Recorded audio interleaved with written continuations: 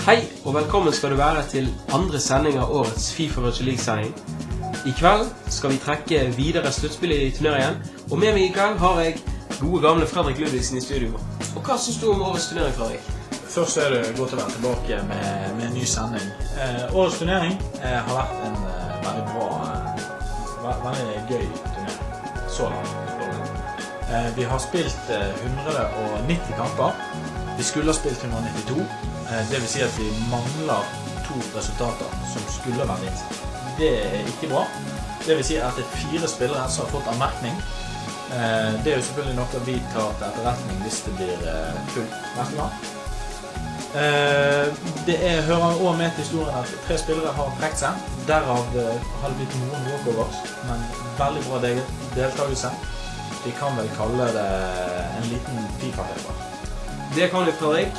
Og vi skal ta en nærmere titt på gruppene. Vi er straks tilbake, så skal du få se med deg.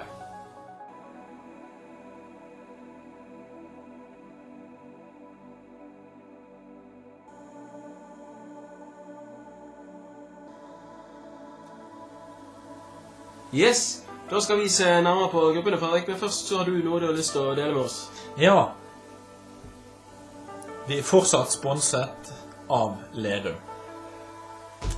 Yes, skal vi ta og se på gruppene da, Fredrik? Vi gjør det. Da begynner vi med gruppe A. Der ser vi Ole Martin Røsland og Arthur Burdek gå videre. Ja, det er jo verdt å legge merke til at Ole Martin er faktisk ubeseiret. Ja, det er en sterk prestasjon. Over til gruppe B. Ja, der ser vi at Eirik og David går videre til sluttspillet. Der faktisk også Eirik er ubeseiret. Han er ikke bare ubeseiret, han er et navn som er vel verdt å merke seg resten av turneringen. For han har faktisk gått gjennom hele gruppespillet og vunnet samtlige kamper, og ingen walkovers. Dette er en sterk prestasjon når man spiller med fjorårets, altså den som ligger på 3. plass på rankingen, vil jeg påstå. Ja, det er ikke bare litt sterkt, det er meget sterkt. Over til gruppe C. Der har vi en nykommer i turneringen som har utmerket seg meget positivt. Christian Berstad kommer på 1. plass og under følger Gisle Isene. Det er jo verdt å merke at Gisle skrøt veldig av før turneringen. Han var den som hadde skåret mest, han var den som hadde best målforskjell, men i år er det. I år så er han faktisk den som har gått videre, som har sluppet inn flest mål. Og gjerne dårligst målforskjell. For hvis vi ser på grafikken her, så har han sluppet inn 12 mål, og han har skåret 15. Det er fattige 3 plussmål. Ja, det vil jeg si altså. Vi ser på gruppe D. Der har vi Mats Helliksen Paro og Even Totland. Det er jo også 2 sterke spillere. Mats Helliksen er også en nykommer i årets turnering. 5 seire og 1 uavgjort. Ubeseiret gjennom turneringen. Sterkt, veldig sterkt. Det er jo verdt å merke seg da bare at de 4 første gruppene her, der har faktisk vinnerne vært ubeseiret. Også en mann som er gjerrig bakover og skårer det som trengs av mål, 18-6 i målforskjell. Even Totland snakket jeg med rett før siste kamp at han hadde tenkt å ta gruppeseier, men det gikk altså i skjeven. Ja, han får jo muligens sin revansj i finalen da, hvis de møtes der. Tiden vil vise. Ja, Så har vi gruppe E. Ja. Der har vi David Ellingård og fjorårets store sensasjon, Tommy Gaustad. Ja, kan vi bruke ordet skuffende på fjorårets vinner? Jeg vil jo si det når vi ikke har fått inn resultat fra siste kampen, noe som medfører at han kommer på 2. plass. Er dette en tegn på arroganse, Fredrik? Det kan jo tyde på det da, at han rett og slett ikke gidder å spille om 1. plassen. Dette kan bli skjebnesvangende, for nå møter han en ener som er ubeseiret, i stedet for å møte en toer der alle de andre toerne hadde 2 tap. Men hva med han ekspertkommentatoren vår, Fredrik? Nei, han gikk jo på smell etter smell. Og ekspert, kan vi kalle han det? Altså han tørde jo ikke da å stille opp til sending i dag på grunn av at han skammer seg over resultatene, men det kan være at vi hører mer fra han senere. Vi lovet jo egentlig dette, men vi tar nok et senere intervju på nyåret kanskje. Ja, vi får bare rett og slett se på gruppe F. Ja, der ser vi Jan Ove Næss og Håkon Molleklev går videre. Jan Ove med 15 poeng, Håkon Molleklev med 10. Lik poengsum som Trond Olav Noreide. Dette ble da avgjort på innbyrdes. Dette ble eneste gruppen i gruppespillet som er avgjort på innbyrdes oppgjør, Fredrik. Ja, det er det. Det er jo, begge står med 10 poeng. Så innbyrdes der var faktisk helt avgjørende. Det var jo flere andre der det lå på vippen til å bli innbyrdes, men der det bikket i den ene eller andres favør da. Fikk nettopp en melding av Trond Olav, og han var nok litt skuffet, så jeg på... Det gikk rykter om dårlig stemning hjemme hos familien Noreide, for å si det sånn, i kveld. Ja, vi kan se på gruppe G. Der har vi Miguel Ramirez og Anders Ulvang, som er videre med 15 og 12 poeng. Det er jo veldig sterkt der av førsteplassen med Miguel å skåre 25 mål. Det er skremmende mange mål på 6 kamper. Ja, dette kan jo bli en ny storskårer i turneringen, absolutt. Kan det? Jeg hørte også rykter om at Johannes Heller var litt bitter for at han ikke var med videre, for han var litt uheldig i disse kampene mot Miguel, mente han. Så jeg har sett noen videoklips av noen mål, så han har hatt litt tur mot Helland. Det kan jeg faktisk bekrefte på videodokumentasjon. Men er det ikke sånn da at de gode lagene har marginer med seg? Det er ofte sånn, Fredrik. Og man kan ikke alltid skylde på marginer. Men nok om det. Vi tar en titt på siste gruppen. Gruppe H. Jeg har ikke noe ord, Fredrik, for den gruppen. Det var jo kanskje eller turneringens hardeste gruppe. Sånn, så vinneren der er klart at har gjort en formidabel innsats. Ikke bare har gruppen den spilleren som har skåret flest mål, men ja, det er en fantastisk gruppe. Vi ser der at Fredrik Ludvigsen og min fetter Anders Bjørndal går videre med både 15 og 13 poeng.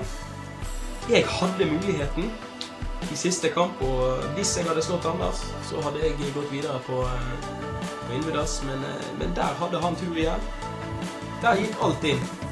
Igjen, gode lag har marginer med seg. Ja, det var ikke Dortmund. Men det har jeg lyst til å skryte av sisteplassen her, Kristoffer.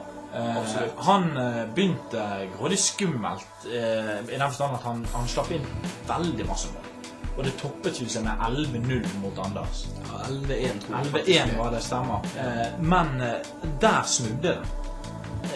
Etter der så gikk det motsatt vei, og han avsluttet vel med 1-0 mot det, og 2-1 mot meg. Det var tap, altså. Ja, i tap. Han tappte, men det var jevnt. Og siste der mot meg, der var han... Der reduserte han til 2-1, og det var tett til 2-2. Yes. Det da alle lurer på, er hvem de skal møte i det videre sluttspill. De 2 beste i gruppen har gått videre. Og vinnerne i gruppe A til D skal spille mot taperne i gruppe E til H, og motsatt. Så vi tar en straks pause, så skal vi være tilbake med trekning. Følg med.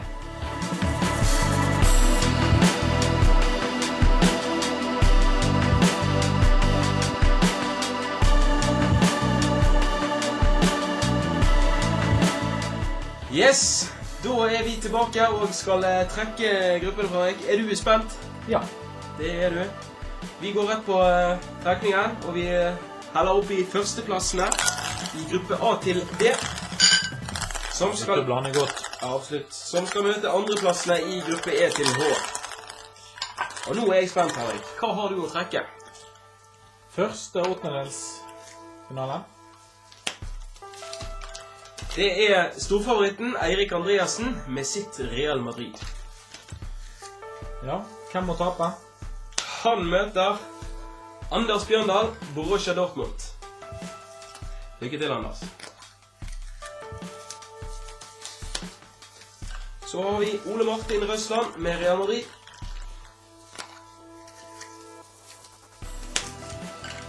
Og han skal møte Tommy Gaustad med Barcelona. Fjorårets vinner. Det er en spennende kamp, tror jeg også. Tredje kamp er Mats Sparro med sitt Real Madrid. Han møter Anders Ulvang, Barcelona. Fjerde kampen er Christian Verstad versus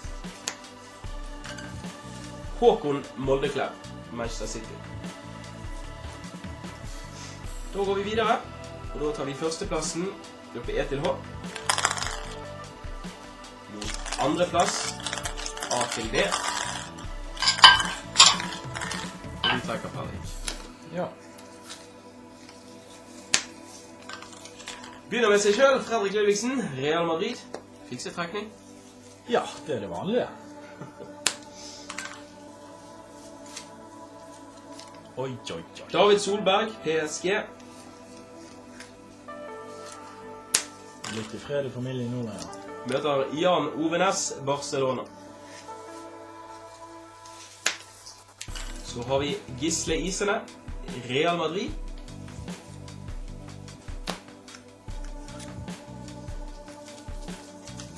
Møter Miguel Ramirez, Real Madrid.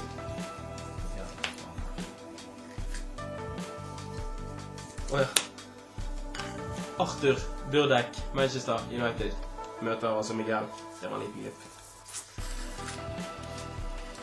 Siste kamp. David Ellingård, Liverpool. Even Totland, PSG. Her er oversikt over alle åttendedelsfinaler.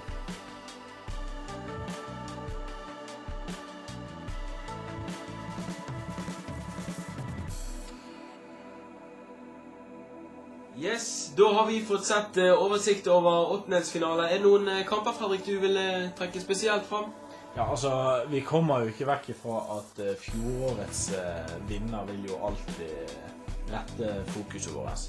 Han møter jo en som faktisk er ubeseiret i gruppespillet. Så det blir en veldig spennende kamp. Ole Martin Røsland mot Tommy Gaustad, det er faktisk den kampen jeg vil rangere som den største toppkampen vi vil få i FIFA Virtual League. Så vi får en tidlig, kanskje kunne det vært finale hvis de hadde sett annerledes ut hvis Tommy hadde tatt gruppen. Men så har jo du også Eirik som er ifølge denne, altså årets turnering, den soleklare favoritt. Ja, og han møter en målkåt Anders Bjørndal som bøttet inn mål i vår gruppe, Fredrik. Ja, vi vet jo hva han er god for, så det er at jeg tror nok Eirik skal få kjørt seg i den. Og det som er spesielt er jo at både Eirik og Tommy kan jo risikere å møtes hvis de går videre i sine kamper. Ja,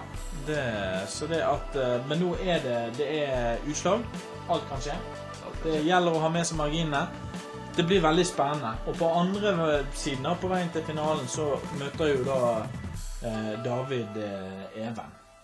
David møter Even. Skuffende at Even ikke vant gruppen sin med tanke på at hun har prestert i fjor. Men sånn er FIFA. Noen ganger har du ikke dagen, og vi får se om han har jo fortsatt mulighet. Kanskje han slår David. Det store spørsmålet er jo, var dette et taktisk valg fra Even å bli nummer 2? Var det et taktisk valg? Så kan vi la den ligge åpen. Vi får se. Ja. Yes, da gjenstår det egentlig bare at vi erklærer her ved åttendedelsfinalen på åpnet. Alle deltakerne må følge med på hjemmesiden for info og frister, ikke minst. Disse skal overholdes. Det er ikke mye nåde å få der lenger, for å si det sånn. Men Fredrik, hva er det vi pleier å si når sluttspillet er erklært åpnet? Lykke til!